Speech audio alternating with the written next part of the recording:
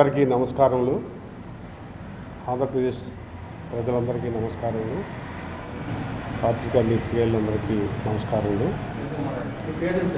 నా పేరు దేవరకొండ నాగవర ప్రసాద్, షార్ట్ ఫామ్లో దేవరకొండ ప్రసాద్. నేను ఈ మధ్యకాలంలోనే వరల్డ్ రిటైర్మెంట్ ఆనరబుల్ కోర్టు వారి ఉత్తర్వుల ప్రకారము వరల్డ్ రిటైర్మెంట్ శాంక్షన్ చేయించుకోవడం జరిగింది. ఈరోజు ఈ ప్రెస్ కాన్ఫరెన్స్ నిర్వహించడానికి ఒక 5-6 కారణాలు ఉన్నాయి. అందులో మొదటిగా చట్టాన్ని వైలేట్ చేసేవాళ్ళు, దుర్మార్గులు, దుష్టులు, అల్లరి మోకలు, దౌర్జన్యకారులు విచ్చలవిడిగా సమాజంలో ప్రజాశాంతికి భంగం కలిగిస్తున్నారు. అందులో భాగంగా కొన్ని విషయాలను ప్రజల ముందు పెట్టాలని, ప్రజలకు వివరంగా తెలియజేయాలనే ఉద్దేశంతో ఈరోజు ఈ సమావేశము ఏర్పాటు చేయడం జరిగింది. ఇందులో భాగంగా నేను 13/7/2026 మచిలీపట్నంలోని ఎనగుదురు పోలీస్ స్టేషన్లో జరిగిన ఒక దాడి, పోలీస్ స్టేషన్పై దాడి, పోలీసుల మీద అత్యాచార ఘటన, పోలీసుల విధులను ఆటంకపరచడం, దౌర్జన్యం చేయడం, ఇటువంటి సంఘటనలకు సంబంధించి అట్లాగే కంప్లైంట్ ఇవ్వడం జరిగింది మచిలీపట్నం ఎస్పీ గారి ఆఫీస్లో. ఆ కంప్లైంట్లో భాగంగా జనసేన పార్టీ అధినాయకులైన శ్రీ కొణిదెల పవన్ కళ్యాణ్ గారు ఏ విధంగా సమాజంలో అశాంతిని రేకెత్తిస్తున్నారు, వివిధ వర్గాలు, వివిధ కులాలు, మతాలు, ప్రాంతాలు, వీరి మధ్యన వైషమ్యాలను సృష్టించే విధంగా వారి యొక్క భావజాలం అవ్వచ్చు, వారి యొక్క పదజాలం అవ్వచ్చు, ప్రజలను, యువతను రెచ్చగొట్టే విధానం కావచ్చు, హావభావాలు కావచ్చు, ఏ విధంగా అశాంతిని రేకెత్తించే విధంగా ప్రాంతాలకి మధ్యన గొడవలు పెట్టే విధంగా, తద్వారా భారతదేశ హార్మనీ, ఇంటిగ్రిటీకి భంగం కలిగించే విధంగా ఒక బ్యాండ్ ఆర్గనైజేషన్ అయిన నక్సలిజాన్ని సపోర్ట్ చేస్తూ స్వయంగా తానే గన్ను పట్టుకొని నక్సలైట్లోకి వెళ్ళిపోవాలని స్పీచ్లు ఇవ్వడం, 2009లో ఆయన యువరాజ్యంలో పనిచేసినప్పుడు అప్పటి ప్రభుత్వానికి వ్యతిరేకంగా నక్సలైట్లని అప్పటి ప్రభుత్వం యొక్క ముఖ్యమంత్రి గారు 28 మందిని అన్యాయంగా చంపేశాడు అని నక్సలిజాన్ని సపోర్ట్ చేస్తూ, వాళ్ళపైన సానుభూతిని తెలుపుతూ, వారి యొక్క విధానాలను పొగుడుతూ చేసిన ప్రసంగాలు, అట్లాగే ఈ మధ్యకాలంలో కేంద్ర ప్రభుత్వం వారు ప్రతిష్టాత్మకంగా చేపట్టిన ఆపరేషన్ ఖగార్, నక్సలిజాన్ని పూర్తిగా దేశంలో తుడిచిపెట్టాలనే ఉద్దేశంతో ఎంతో ప్రయోగాత్మకంగా ప్రతిష్టాత్మకంగా చేపట్టిన ఖగార్ ఆపరేషన్ కూడా విమర్శిస్తూ ఆయన ప్రసంగాలు చేస్తూ, నక్సలైట్లకు ఎందుకు కోపం వస్తుంది, ఎందుకు అడవుల్లోకి వెళ్ళిపోతున్నారు అని స్టడీ చేసినట్లుగా వారి యొక్క ప్రసంగాలు ఉండడం జరిగింది. సో దాని మీద వారి యొక్క పార్టీ దుండగలు చేసే అరాచకాలపైన, మహిళలపై దాడులపైన, మహిళలపై లైంగిక వేధింపులపైన,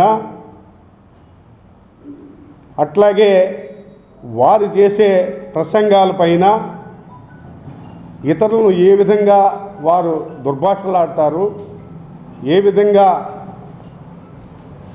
వారు దూషిస్తారు, మహిళలను కూడా అసభ్య పదజాలంతో వారు ఏ విధంగా మాట్లాడతారు అనే విషయాలన్నిటిపైన, పోలీసు వ్యవస్థ మీద వారి యొక్క పార్టీ దుండగులు, అల్లరిమూకలు చేసిన దాడులపైన, వారిని రెచ్చగొట్టి సమాజం మీద ఏ విధంగా ఆయన ఆ యువతని ప్రోత్సహిస్తున్నాడు, తద్వారా దేశానికి ఎంత హాని జరిగే అవకాశం ఉంది, రాష్ట్రాల యొక్క భద్రత, పోలీసుల యొక్క భద్రత, పోలీసుల మీదే హత్యా ప్రయత్నాలు, ఇట్లా అనేక అంశాలను పొందుపరిచి కంప్లైంట్ ఇవ్వడం జరిగింది. ఆ కంప్లైంట్కి సంబంధించి ఏ విధమైన అన్నీ పట్టదగిన నేరాలు, నేను నా కంప్లైంట్లో పొందుపరిచిన అంశాలములో అన్నీ పట్టదగిన నేరములు. అంటే వితౌట్ ఎనీ ఎంక్వైరీ స్ట్రైట్ అవే కేసు రిజిస్టర్ చేసి, ఇన్వెస్టిగేషన్ చేసి వారిపైన చర్యలు తీసుకోవాల్సిన పట్టదగిన నేరములు. సో దానిని కేసు రిజిస్టర్ చేయకుండా 13/7/2026 నేను కంప్లైంట్ ఇస్తే ఆఫ్టర్ 1 month ఇప్పటి వరకు కేసు రిజిస్టర్ చేయలేదు. ఇనగుదురు ఎస్ఐ గారు, ఇది నేను ఇచ్చిన కంప్లైంట్, ఇది పీజీఆర్ఎస్లో వారు నాకు ఇచ్చిన అక్నాలజ్మెంట్, ఇది కంప్లైంట్, ఇది అక్నాలజ్మెంట్. అట్లాగే ఎస్ఐ గారు నన్ను రమ్మని ఫోన్ చేశారు రీసెంట్గా, ఒక 4-5 రోజుల క్రితం. ఏమిటి, ఎందుకు అని అడిగితే, మీ పిటిషన్ క్లోజ్ చేయాలి, మీ దగ్గర స్టేట్మెంట్ తీసుకొని మేము పై వాళ్ళకి పంపాలి అని చెప్పేసి ఫోన్ చేశారు. నేను ఇచ్చిన కంప్లైంట్ మీద అనేక రకాల అంశాలు, అనేక రకాల నేరాలు, ఘోరాలు ఉన్నాయి. వారి పార్టీ ఎమ్మెల్యే కూడా ఒక స్త్రీని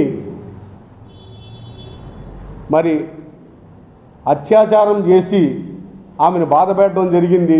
నడి రోడ్డు మీద ఒక దుండగుడు ఒక మహిళను పోలీసుల చేతుల్లోనే లాఠీని లాక్కొని ఆమెను హింసించడం జరిగింది. ఇట్లాంటి అంశాలన్నీ ఉన్నాయి కదా. స్వయంగా ఆయనే నక్సలైట్లో చేరతానని చెప్పేసి నక్సలైట్లకి సమర్థించి వారిని ప్రోత్సహించే విధంగా చేశారు కదా. ఇవి కేసులు రిజిస్టర్ చేయాలి కదా. యూఏపీఏ యాక్ట్ ఉపా చట్టం కింద సెక్షన్ 13, సెక్షన్ 39 కింద నేరస్తుడు కదా, కేసు రిజిస్టర్ చేసి అరెస్ట్ చేయాలి కదా. మరి నా రిపోర్ట్ని క్లోజ్ చేస్తానంటారేంటి అని అడిగితే, మీకు తెలియదు ఏముంది సార్, మీరు వస్తే అనుకూలమైన డేటు దాటిపోతుంది మీరు ఇచ్చిన కంప్లైంట్ మీద, మీరు వస్తే ఆ స్టేట్మెంట్ రాసుకొని పై వాళ్ళకి పంపించి క్లోజ్ చేస్తాము అని అన్నారు. నేను వెళ్ళకపోయేసరికి వారు ఈ రకమైన ఒక రిప్లై నాకు వాట్సాప్ చేయడం జరిగింది. ఇందులో సారాంశము, మీరు చెప్పిన కంటెంట్స్ అన్నీ ఎక్కడెక్కడో జరిగినవి, మా పోలీస్ స్టేషన్ మీద ఎవరూ దాడి చేయలేదు. అంటే మీకు ఇప్పుడు విజువల్స్ అన్నీ చూపిస్తాము. మా పోలీస్ స్టేషన్ మీద ఎవరూ దాడి చేయలేదు, మా సిఐని ఎవరో తొక్కిపడేయలేదు, మా పోలీస్ స్టేషన్ గేట్లు ఎవరో తన్నలేదు, పోలీస్ స్టేషన్ మీద దాడి జరగలేదు అని వారు రిప్లై ఇవ్వడం జరిగింది. దీనికి నేను ఆయనకు వెంటనే రిప్లై ఇవ్వడం జరిగింది. బాబు, నేను నీకు పెన్ డ్రైవ్లో అన్ని రకాల సాక్ష్యాధారాలను పొందుపరిచి ఇవ్వడం జరిగింది.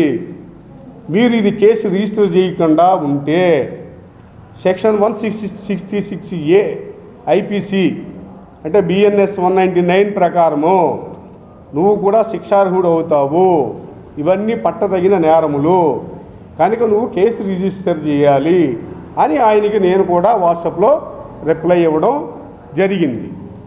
సో ఇది కేసు రిజిస్టర్ చేసి ఇన్వెస్టిగేషన్ చేసి చేయవలసిన అంశము. కనుక దీనికి సంబంధించిన వీడియోలు ఒకసారి ప్రజలు కూడా మనం తెలియపరచాలనే ఉద్దేశంతో మీకు ఆ వీడియోలను ప్రదర్శించడం జరుగుతుంది. ఒక పర్టికులర్ వర్గాల్ని ఏ విధంగా రెచ్చగొడుతున్నాడు అనేవన్నీ మిగిలిన అంశాలు చాలా ఉన్నాయి. ఒక డిప్యూటీ సీఎం గారి హోదాలో ఉండి ఒక మతానికి సింబాలిక్ అయిన ఒక డ్రెస్ కోడ్ వేసుకుని అనేక రకాలుగా ప్రజల్ని మధ్యన విద్వేషాలు ఏ విధంగా రెచ్చగొడతారు. వారు డిప్యూటీ సీఎం అంటే ఆంధ్రప్రదేశ్లోని అందరికీ డిప్యూటీ సీఎం, కొందరికి మాత్రమే డిప్యూటీ సీఎం కాదు. అటువంటి వ్యక్తి ఒక హిందూ మతానికి సంబంధించిన సింబాలిక్ అయిన కాషాయ వస్త్రాన్ని ధరించి ఏ విధంగా ప్రజల్ని, హిందువుల్ని ఇతర మతాల మధ్య తగాదా పెట్టే విధంగా వారి ప్రసంగాలు చేస్తారు. సో ఇదే విధానమే ప్రభుత్వం సమర్థిస్తే, ఇప్పుడున్న ప్రభుత్వం సమర్థిస్తే, అదే కరెక్ట్ అని రాజ్యాంగబద్ధమని భావిస్తే, రేపు ఎల్లుండి ఆ తర్వాత ఇతర మతస్థులకు సంబంధించిన ఏవైనా అంశములు పై సమస్యలు వస్తే, ఉదాహరణకి క్రైస్తవులకు సంబంధించిన సమస్య ఏదైనా వస్తే, ఆ క్రైస్తవులకు సంబంధించిన అంటే క్రైస్తవులు అంటే ఎస్సీ కులస్తులకు సంబంధించిన ఇష్యూ వస్తే, దానికి సంబంధించిన మంత్రి ఆ ఎస్సీస్ ఎవరినైతే పూజిస్తారో ఆ దేవుడి యొక్క డ్రెస్ కోడ్ వేసుకొని ఆయన కూడా ఇలాగే గుడి మెట్లు కడగడం లేకపోతే ఇట్లాంటి ప్రసంగాలు చేయడం చేస్తారా? చేస్తే ప్రభుత్వం వారిని అలౌ చేస్తారా? కేసులు పెట్టరా వారి మీద? అలాగే ముస్లింలకు సంబంధించి ఏదైనా సమస్య వచ్చినప్పుడు ఆ ముస్లిం శాఖకు సంబంధించిన మంత్రి కూడా ఆ ముస్లింస్కి సంబంధించిన డ్రెస్ కోడ్ని వేసుకొని ఆయన కూడా అలాగే గుడి మెట్లు కడగడం, ఆయన కూడా మసీదులు అవి క్లీన్ చేయడం, ఆ విధమైన ప్రసంగాలు చేస్తే దాన్ని కూడా అలౌ చేస్తారా? కేసులు పెట్టరా? సో ఈ విధానం చూసి ఆంధ్రప్రదేశ్లో బ్రహ్మాండంగా ఉంది ఈ విధానం అని ఇతర రాష్ట్రాల్లో కనుక అక్కడ కూడా మంత్రులు ఇదే విధానాన్ని పాటిస్తే భారతదేశం ఏమైపోతుంది? ఎటుపోతుంది? ఇంటిగ్రిటీ ఏమవుతుంది? హార్మోనీ ఏమవుతుంది? ప్రజల మధ్యన ఎన్ని రకాల వైషమ్యాలు, విభేదాలు వస్తాయి. ఇదేనా మీకు ప్రజలు అధికారం ఇచ్చి నన్ను పరిపాలించండి అని చెప్పింది? ఇందుకోసమేనా? ఇది ఒక అంశం. సో ఇది భారతదేశం సెక్యులర్ స్టేట్. మన బాబా సాహెబ్ అంబేద్కర్ వారి యొక్క మేధస్సునంతా ఉపయోగించి రచించిన రాజ్యాంగంలోని మౌలికమైన అంశము సెక్యులర్ స్టేట్. సెక్యులర్ స్టేట్కి అసలు మీనింగ్ లేకుండా చేసే యొక్క చర్యలు ఈ విధంగా చేయడం జరుగుతుంది. ఇది ఎంతవరకు భావ్యము అనేది ఆంధ్రప్రదేశ్ ప్రజలంతా గమనించాలని కోరుతున్నాను. రెండవ అంశము, నేను ఆదివాసీ బిడ్డని, పక్కా హిందువుని. మా ఆదివాసీలను అనేక రకాల మోసం చేయడం జరిగింది పవన్ కళ్యాణ్ గారు. మా ఆదివాసీ సోదరి పార్వతీ గారి పాప అంటే మాకు మేనగోడల కింద లెక్క, సుగాలి ప్రీతి, చిన్న పిల్ల ఎంత దారుణంగా చంపబడింది. అది ఎప్పుడు చంపబడింది? ఆమె ఆమె యొక్క మరణాన్ని పవన్ కళ్యాణ్ గారు ఏ విధంగా వినియోగించుకున్నారు, ఏ విధంగా ఆయన రచ్చ చేశారు, ఏ విధంగా మా యొక్క గిరిజనులు వారి యొక్క సమస్యల మీద, మా యొక్క ఆడబిడ్డ శవం మీద ఏ విధమైన పదవులు పొంది హాయిగా అనుభవిస్తున్నారు. ఇప్పుడు అదే తల్లిని ఏ విధంగా హింసిస్తున్నారు. ఇదా చట్టబద్ధం? ఇదా న్యాయం? సుగాలి పీర్తి తల్లి పార్వతమ్మ ఏమి తప్పు చేసింది? నేను అడుగుతున్నా, నేను ప్రశ్నిస్తున్నా, మర్యాదగా గౌరవంగా ప్రశ్నిస్తున్నా, సంస్కారవంతంగా అడుగుతున్నా. ఆ తల్లి ఏమి తప్పు చేసింది? వికలాంగురాలు తన కూతురిని అతి దారుణంగా చంపేస్తే నీకు నేను న్యాయం చేస్తాను అని నమ్మించి ఇప్పుడు మోసం చేయడం కాదా? ఇదేనా మీరు నేర్చుకున్నది? ఇదేనా మీరు చదివింది? ఆ తల్లిని కనీసం పలకరించడానికి, ఆమె ముఖం చూడటానికి కూడా ఇష్టపడడం లేదు. నిన్నగాక మొన్న ఆ తల్లిని పోలీసు వారు ఎంత దారుణంగా ఆమె పట్ల ప్రవర్తించారు.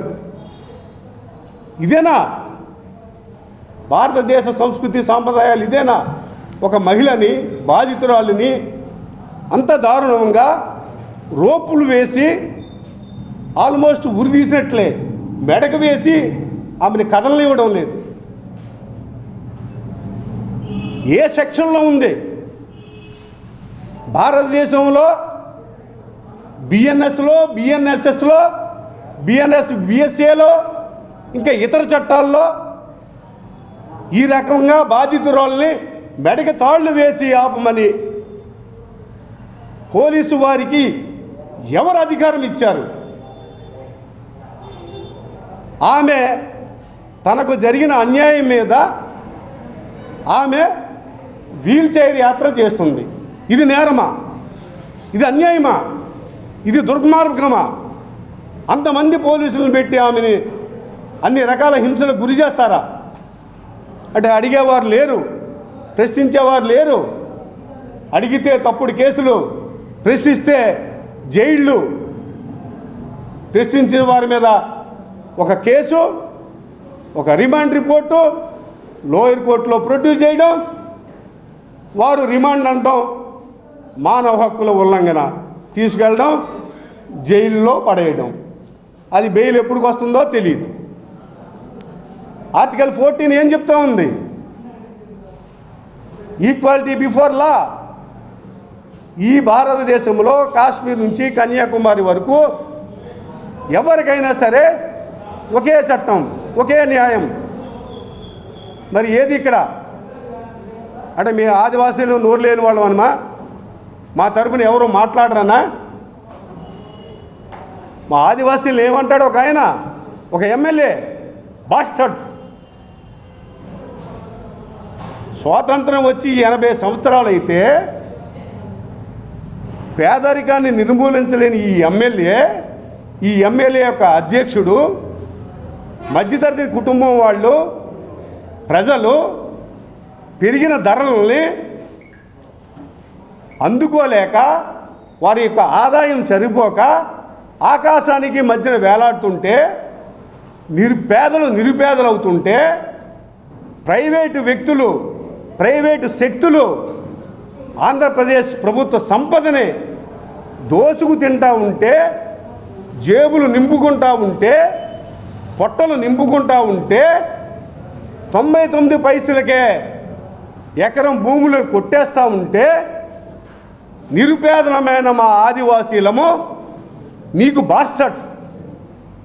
ఇదా మా అభివృద్ధి? ఇదా మమ్మల్ని మీరు కాపాడేది? మా ఆదివాసీలు బాస్టర్డ్స్ అంటావా? ఎంత ధైర్యమో! ఒక ఎమ్మెల్యే అయితే మాత్రం నీకు ఇక నువ్వే సర్వస్వతంత్రుడివి.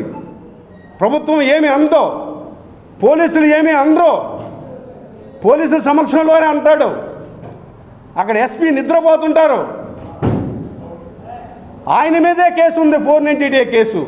శ్రీకాకుళం ఎస్పీ గారి మీదే 498A కేసు ఉంది. అటువంటి ఆయన తీసుకెళ్ళి అక్కడ వేశారు.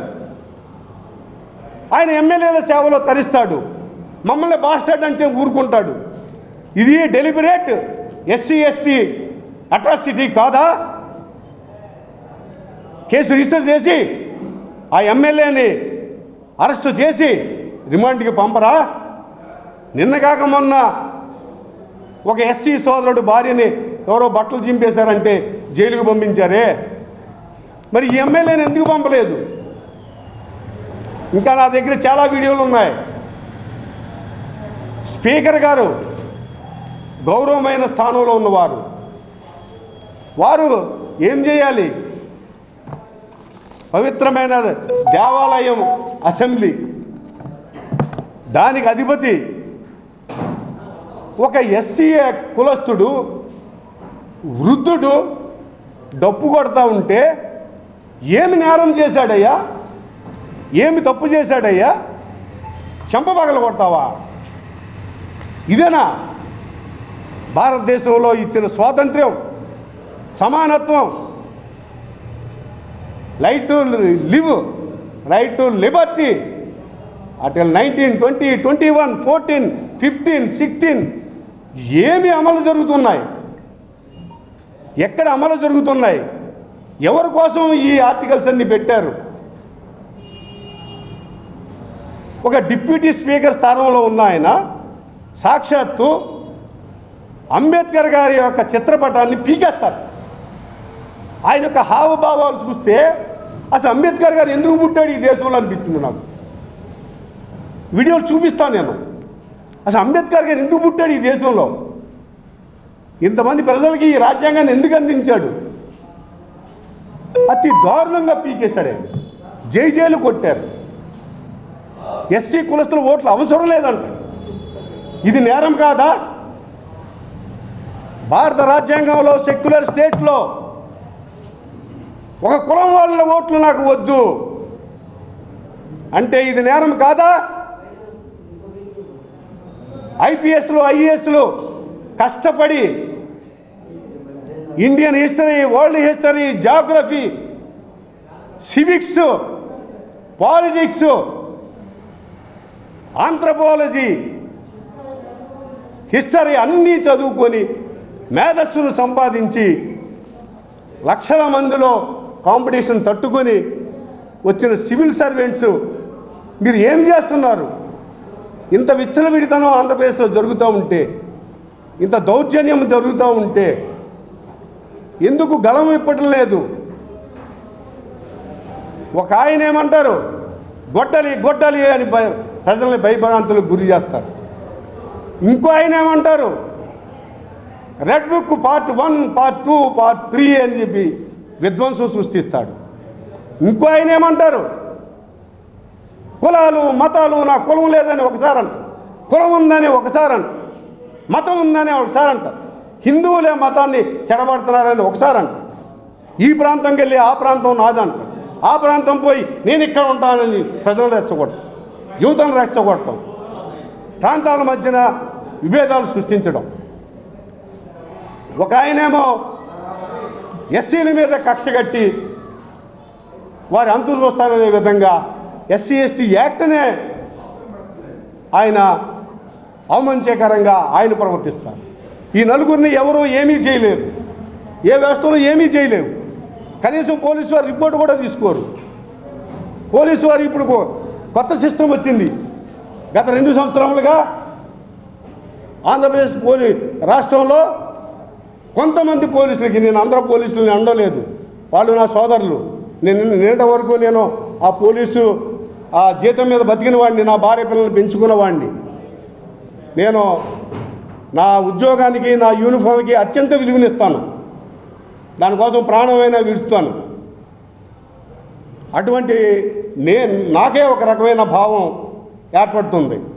గత 2 సంవత్సరములుగా కొంతమంది పోలీసులకి అటానమస్ పవర్స్ ఇచ్చారు. అటానమస్ పవర్స్, స్వయం ప్రతిపత్తి, వారి ఇష్టం, వారు ఏదైనా చేయొచ్చు, ఏమైనా చేయొచ్చు. వారు ఒక కొత్త పాలసీని అడాప్ట్ చేశారు. Liking, disliking and biased. అంటే పోలీసు వారికి ఇష్టమైన వారి మీద ఏ కేసులు ఉండవు, ఏ రిపోర్ట్లు పెట్టినా, ఎంత పెద్ద నేరమైనా, మర్డర్ అవ్వచ్చు, మానభంగం అవ్వచ్చు, ఆఖరికి చిన్నపిల్లల్ని పోక్సో యాక్ట్ కేసులు కూడా రాజీలు చేస్తారు, సెటిల్మెంట్లు చేస్తారు, భూదందాలు చేస్తారు, అనేక హోటల్స్ని అద్దెలకి తీసుకుంటారు, ఆ హోటల్లో సెటిల్మెంట్లు పెడతారు. హైకోర్టు వారు మందలించిన దానికి సమాధానం చెప్పరు. అన్ని అసాంఘిక కార్యక్రమాలు చేసే శక్తులతోటి స్నేహాలు, వీడియోలు కూడా ఉన్నాయి. పార్టీలు ఈ విధంగా. నిన్నగాక మొన్న 2 ఎస్ఐలు ఏం చేశారు? గంజాయితో పట్టుబడిపోయారు. గంజాయి మందు బాటిల్స్ పట్టుబడిపోతే దానికి ఏమంటారు? దానికి చక్కని కలరింగ్ ఇచ్చారు.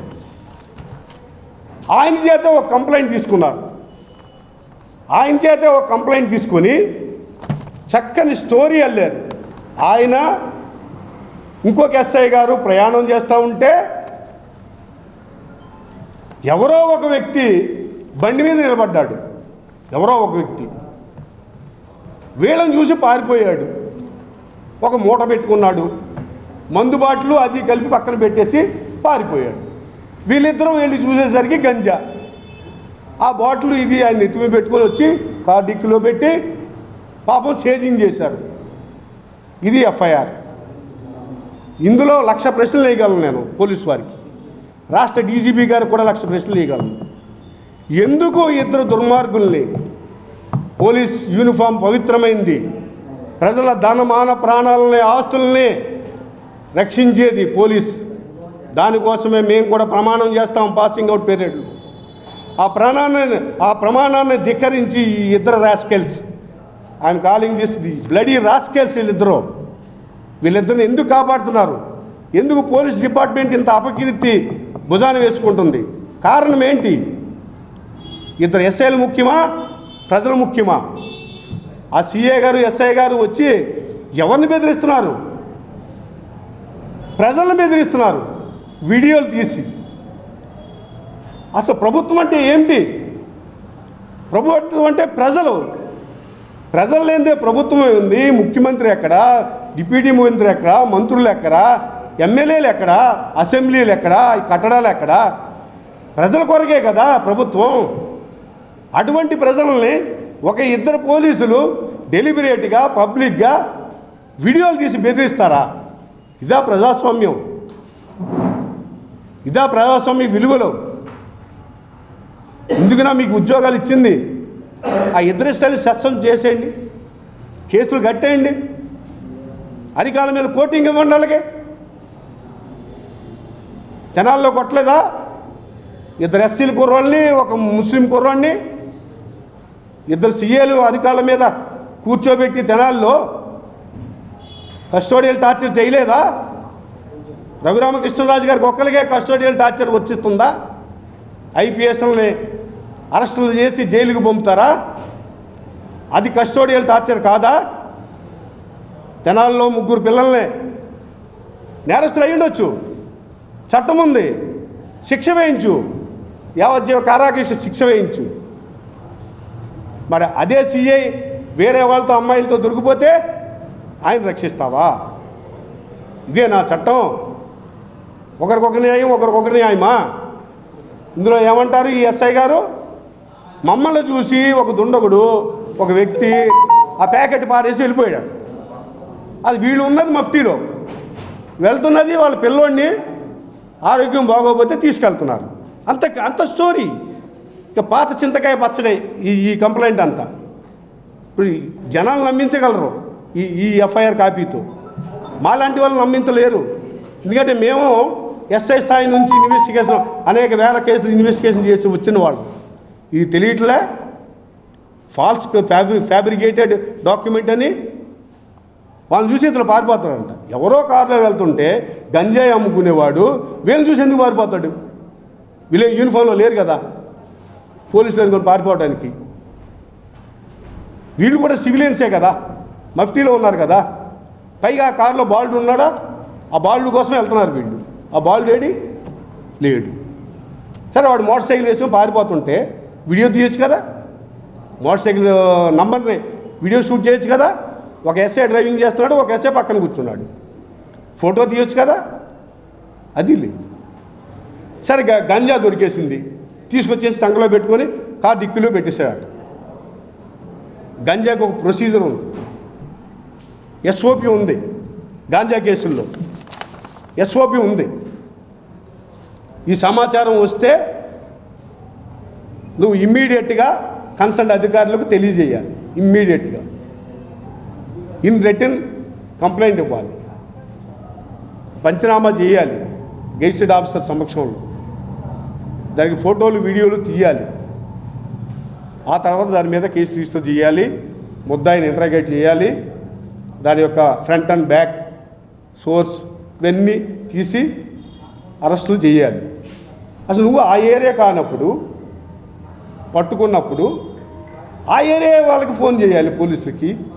సరే పెద్ద దొంగను పట్టుకోవడానికి చేజ్ చేస్తున్నావు, మరి వీడియో తీయాలి కదా. మరి ప్రజలు భయపెట్టే వీడియోలు తీసే తెలివితేటలు మీకు ఉన్నప్పుడు ఒక గంజాయి ఎత్తుకుపోయేవాడిని వీడియోలు తీయలేవా? తర్వాత ఏం చెప్తున్నాడు ఈయన ఈ కేసులో?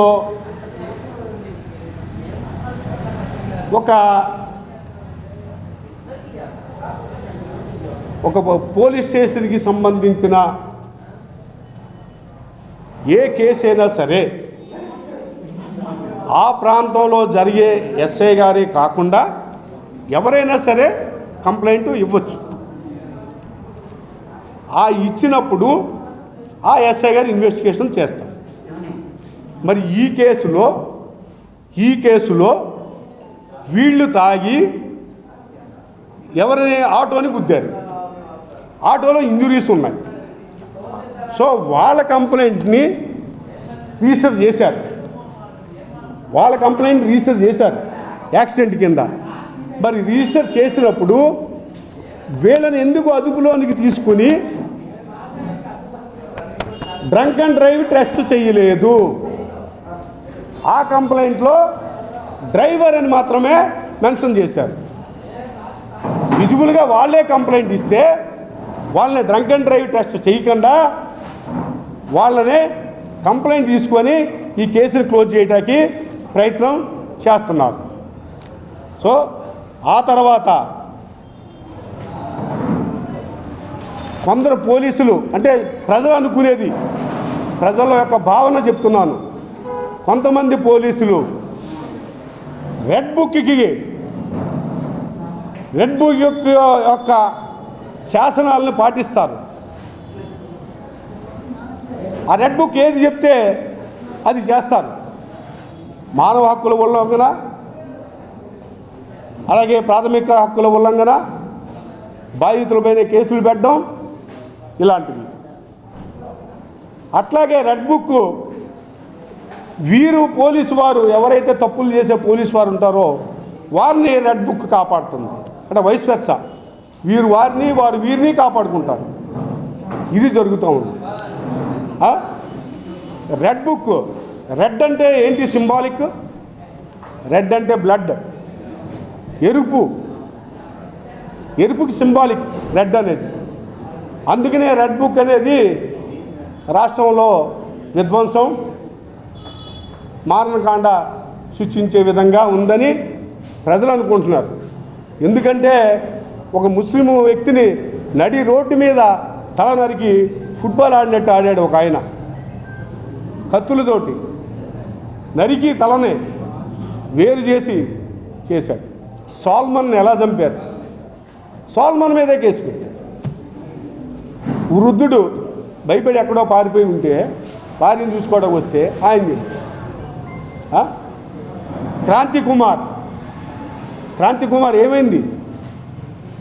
నేను ఫలానా సీఏ గారి వల్ల నేను చచ్చిపోతున్నానని మరణ వాంగ్మూలం ఇచ్చాడు. అలాగే తిరుపతమ్మ, కళావతి, మంగమ్మ, ఎంతమంది మహిళలు పోలీసులు వేధింపులకు చనిపోయిన వాళ్ళు. అలాగే most important issue Sai Krishna lockup death case ఏమైంది? ఏమైంది లాకప్ డెత్ కేసు? శవం ఏది? Where is dead body? Where is dead body? DGP గారు అడుగుతున్నా, సార్ డెడ్ బాడీ ఎక్కడుంది sir? Sai Krishna dead body ఎక్కడుంది సార్? చెప్పండి సార్ ప్రజలకి. ఏమైంది సార్? హెబియస్ కార్పస్ పిటిషన్ యొక్క రిట్ యొక్క ఔన్నత్యం ఏముంది ఇందులో? ఎప్పుడు రిట్ పిటిషన్ ఫైల్ చేశారు? పోలీసు వారు ఏమైనా సమాధానం ఇచ్చారా ఇప్పటి వరకు? ఎందుకు ఇవ్వలేదు? ఎందుకు కాలయాపన జరుగుతుంది?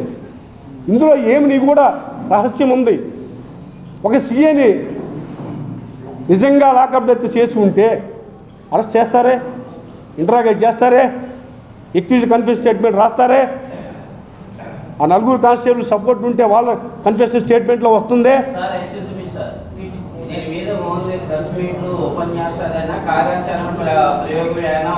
చెప్తానండి, ఆఖరిలో చెప్తాను, దయచేసి చెప్తాను.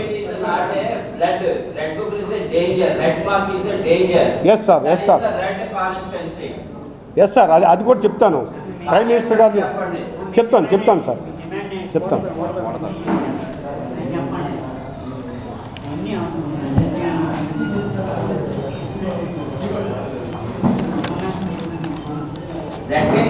ఓకే, అవునండి.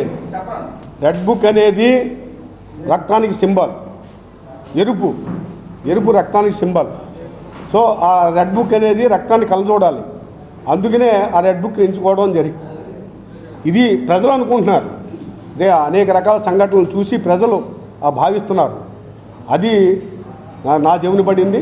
నేను కూడా నిజమేనేమో అని చెప్పేసి ఈ విధంగా, ఎందుకంటే డెలిబరేట్గా చెప్తున్నాడు ఆ వ్యక్తి. Red book 1, 2, part 1, part 2, part 3 అని చెప్తా ఉంటే ఏ పోలీస్ ఆఫీసరు వాళ్ళ మీద కేసు పెట్టకపోతే ఏముంది? మేధావులు ఐపీఎస్లు ఐఏఎస్లు ఎందుకు మౌనం వహిస్తున్నారో తెలియడం లేదు.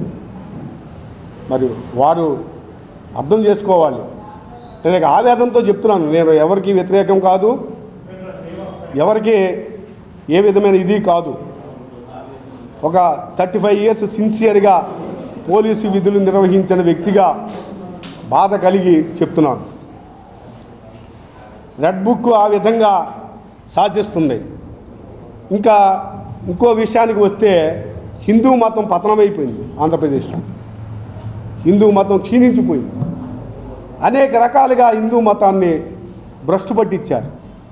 చూశారు మీరు, సంవత్సర కాలంగా హిందూ మతాన్ని, శ్రీవారి ఆలయాన్ని, లడ్డూ ప్రసాదాన్ని, విశిష్టతని, శ్రీరామచంద్రమూర్తి ఆలయాన్ని, మల్లన్న స్వామి ఆలయాన్ని ఏ విధంగా భ్రష్టు పట్టించారు, ఏ విధంగా అన్పాపులర్ చేశారు, ఏ విధంగా హిందువుల మనోభావాలను దెబ్బతీశారు, ఏ విధంగా హిందువుల ఆచార వ్యవహారాలని కాల రాశారు, చూశారు. పిటి ఏంటంటే ఒక్క హిందూ ధార్మిక సంస్థ కానీ, ఒక్క పీఠాధిపతులు కానీ, ఒక్క మఠాధిపతులు కానీ, ఒక్క ప్రవచనకర్తలు వారికి ఉన్న, మరి నేను చెప్పాలనుకుంటున్నాను, వారికి ఉన్న సౌకర్యాలు మరి ఎవరికైనా ఉన్నాయో లేవో తెలియదు. ప్రవచనకర్తలు చక్కగా ప్రవచనకర్తలు చెప్తూ ఉంటారు. మరి ఇంత అన్యాయాలు జరుగుతూ ఉంటాయి, దేవుళ్ళకే అపచారాలు జరుగుతుంటాయి. దేవుళ్ళంటే భయము, భక్తి, గౌరవం, మర్యాద, విశ్వాసాల మీద నమ్మకం లేకుండా చివరికి దేవుళ్ళకు సంబంధించిన కొండలను తొలిచేస్తూ ఉంటే, ప్రైవేటు వ్యక్తులు కొల్లగొడతా ఉంటే, దోచేస్తూ ఉంటే ఏం చేస్తున్నారు? కొంతమంది గతంలో ముతకమాట అనేవాళ్ళు, ఋషికొండ బోడిగుండు కొట్టారు, ఋషికొండ బోడిగుండు కొట్టారు, ఋషికొండ బోడిగుండు కొట్టారు. మరి ఇప్పుడు ఎన్ని కొడుతున్నారు? అంటే నేనైతే అలా అన్నగానే ఎన్ని కొండలను దోచేస్తున్నారు? ఎందుకు దోస్తున్నారు? ఎవరి కోసం దోస్తున్నారు? దేవుళ్ళ కోసమా? ప్రజల కోసమా?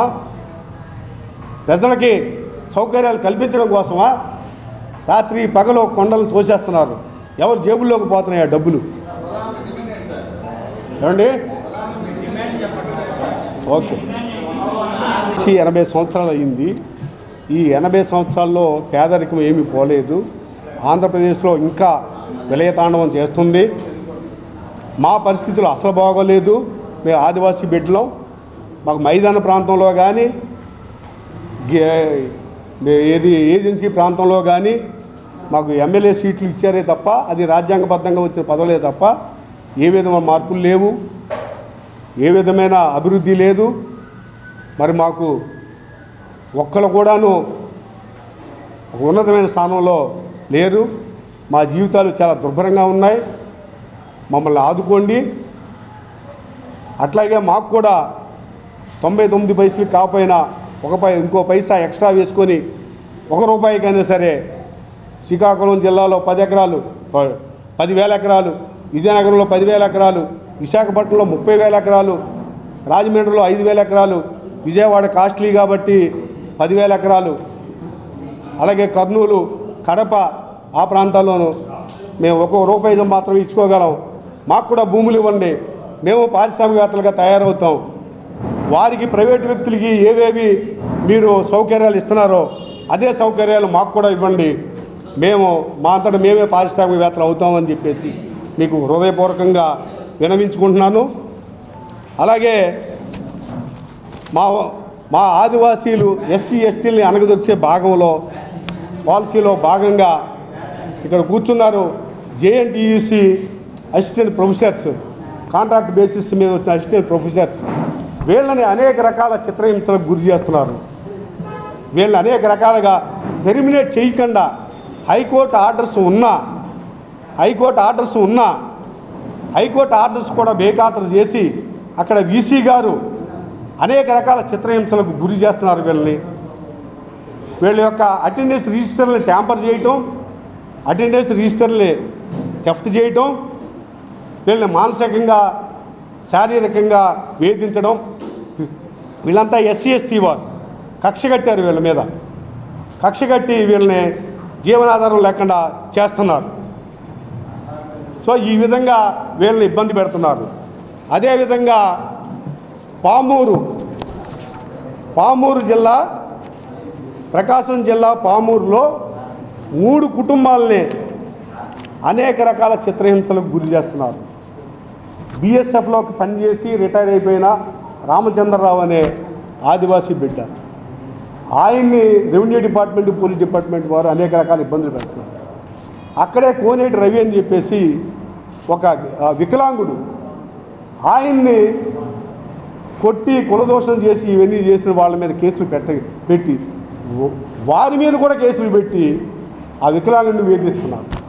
ఇంకో రమణయ్య అనే అతను ఒక భూమిని కబ్జా చేసి ఆయన కంప్లైంట్ ఇస్తే ఆ కంప్లైంట్ మీద చర్యలు లేదు.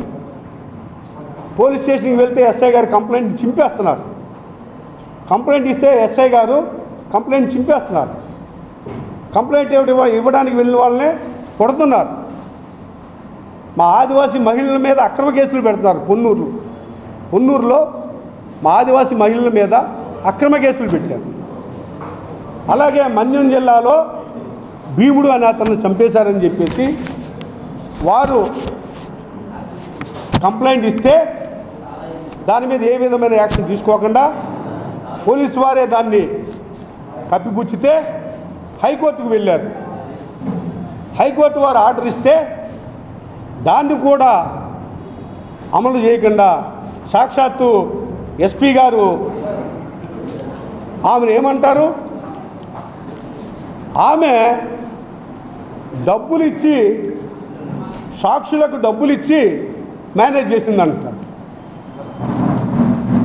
మన్యం జిల్లాలో ఒక నిరుపేద మహిళ, నా భర్త చనిపోయాడని చెప్పేసి, గిరిజన మహిళ భర్త చనిపోయాడని చెప్పేసి ఆమె అంటే యాక్షన్ తీసుకోకుండా ఈమె సాక్షుల్ని డబ్బులు ఇచ్చి మేనేజ్ చేసింది. వీళ్ళ యొక్క ఆర్థిక విధానం ఏంటి, వీళ్ళ యొక్క పరిస్థితులు ఏంటి చూడకుండా ఈ రకంగా అవమానాలు చేస్తూ ఉంటే ఎవరికి చెప్పుకోవాలి? ఇలాంటి అనేక రకాల అంశాలు ఉన్నాయి. మొన్న వారం క్రితం మన గుంటూరు జిల్లాలో ఒక మహిళని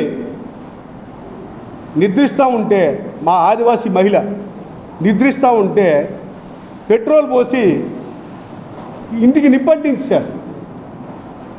ఇంటికి నిప్పంటించేస్తే ఆమె తగలబడింది, కొంత గాయాలైంది. ఆ ఎస్ఐ గారితో మాట్లాడితే ఆ కేసును రాజీ చేస్తారు. ఎస్ఐ గారు కేసు రిజిస్టర్ చేయకుండా రాజీ చేస్తారు. ఒక మహిళని చంపాలని చెప్పేసి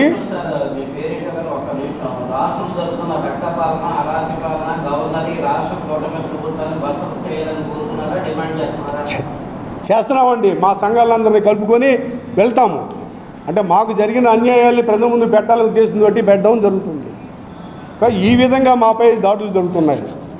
స్వయంగా నాకే పోలీసు ఉద్యోగం చేసిన నాకే ఒక రౌడీ షీటరు నన్ను బెదిరిస్తున్నాడని చెప్పేసి పటమట పోలీస్ స్టేషన్లో కంప్లైంట్ ఇస్తే ఆ ఎస్ఐ ఆ సిఏ గారికి 2 చేతులు ఎత్తి నమస్కరించి కంప్లైంట్ రిజిస్టర్ చేయమంటే ఇంతవరకు రిజిస్టర్ చేయలేదు, ఇంతవరకు లేదు. అలాగే కమిషనర్ గారికి ఇచ్చాను కంప్లైంట్, దీని మీద కూడా చర్యలు లేవు. రౌడీ షీటరు చట్టబద్ధంగా ఉద్యోగం చేసిన నన్ను బెదిరిస్తూ ఉంటే చర్యలు లేవు. కానీ ఇదిగో ఈ విధంగా ఆ సిఏ గారు సెటిల్మెంట్లు చేస్తారు. ఆ విధంగా సెటిల్మెంట్లు చేస్తారు. వీరి మీద ఏమీ చర్యలు మాత్రం ఉండవు.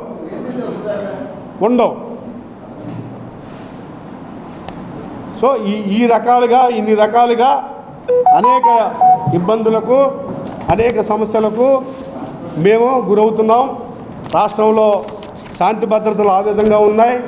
మహిళలకు రక్షణ లేదు, ఆదివాసీలకు రక్షణ లేదు, అనేక రకాల బాధలతో ఉన్నాము.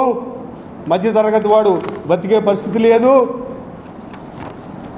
ఈ విధంగా ఉంటే ప్రస్తుతం autocracy or despotism is mounting in the Andhra Pradesh. The state of Andhra Pradesh is being touched the regression stage and under reign of terror. If the same situation is continuing, the majority of people of Andhra Pradesh might be follow the exodus. I request some of the police officers and some of the politicians kindly know that there is a difference between knowing the path and walking the path, as well as where there is truth, there should be respect. So kindly follow these 2 quotations, and as well as kindly follow the great slogan delivered by the Ashoka the Great after the Kalinga massacre. Live, let live. జీవించండి, జీవించనివ్వండి. ఇక్కడ జీవించడమే జరుగుతుంది, జీవించనివ్వడం లేదు. దయచేసి చేతులు జోడించి అందరికీ నమస్కరించి చెప్తున్నాను, మీరు జీవించండి. అలాగే ప్రజల్ని కూడా జీవించనివ్వండి. మీకు ఇష్టమైన వారిని మాత్రమే ఉన్నిస్తున్నారు, మీకు ఇష్టం లేని వారి మీద అనేక కేసులు పెడుతున్నారు. ఉదాహరణకి ఒక మోటార్ బైక్ యాక్సిడెంట్